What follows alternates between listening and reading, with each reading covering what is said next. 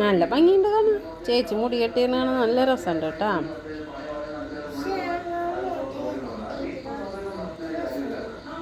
അച്ഛൻ്റെ ക്ഷമ കെടുപ്പം, നീ വേഗം കെട്ടി കൊടുത്തോ.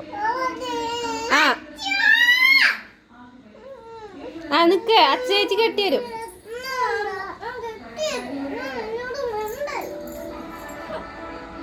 അയ്യോ ചേച്ചി പിണങ്ങി. ചെല്ല്, ചേച്ചി കെട്ടി വരും.